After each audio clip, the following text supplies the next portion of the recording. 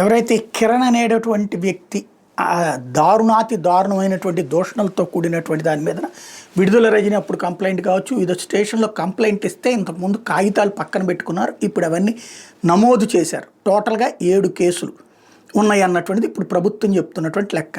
ఇది ఒక ఎత్తు అయితే, ఇప్పుడు ఇందులో అరెస్ట్ అయినటువంటి కిరణ్ మీదన మాధవ్ దాడి చేయాలంటే, మాధవ్ అసలు ఈ ప్రాంతానికి సంబంధించిన వాడు కాదు, రాయలసీమ ఉమ్మడి అనంతపురం జిల్లాకు సంబంధించినటువంటి వ్యక్తి. అతనికి ఇతన్ని ఎటు తీసుకెళ్తున్నారని ఎలా తెలిసింది?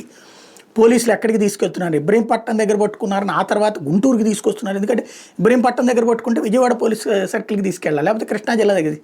ఇక్కడికి తీసుకొస్తున్నారని ఎలా తెలిసింది? గుంటూరు దగ్గరికి పోయి గుంటూరులో కేసు నమోదయ్యింది అతని దగ్గర లేదు కదా. కానీ ఈ డీటెయిల్స్ అన్నీ ఎట్లా తెలిసినాయి మాధవ్కి అంటే, పోలీస్ శాఖలో ఎవరో సన్నిహితంగా ఉండాలి. అందులో ఇతన్ని జాగ్రత్తగా ఎక్కడైనా వైసీపీ వాళ్ళు ఏదైనా చేస్తారన్న భయంతో పోలీసులు కూడా నల్లపాడు స్టేషన్ నుంచి గుంటూరు జీజీహెచ్కి, అక్కడి నుంచి జిల్లా పోలీస్ కార్యాలయానికి, తర్వాత కోర్టుకి తరలించే సందర్భం, ఇవన్నీ కూడా ఎవరికి తెలియకుండా చేస్తున్నటువంటి సందర్భంలో గోరంట్ల మాధవ్కి తెలియటం, ఈ వ్యవహారాల వెనకాల అతనికి ఎవరో పోలీస్ డిపార్ట్మెంట్లోంచి ఫీడ్బ్యాక్ ఇచ్చారు, అతను ఎటు తీసుకొస్తున్నారు, ఏం చేస్తున్నారు. ఇప్పుడు అతని ఫోన్ని తీసుకుని అదంతా అతనితో ఎవరు మాట్లాడారు, పోలీస్ డిపార్ట్మెంట్ నుంచి ఎవరు ఇన్ఫర్మేషన్ ఇచ్చారు అన్నటువంటిది ఆరా తీసే ప్రయత్నం ప్రారంభమైంది.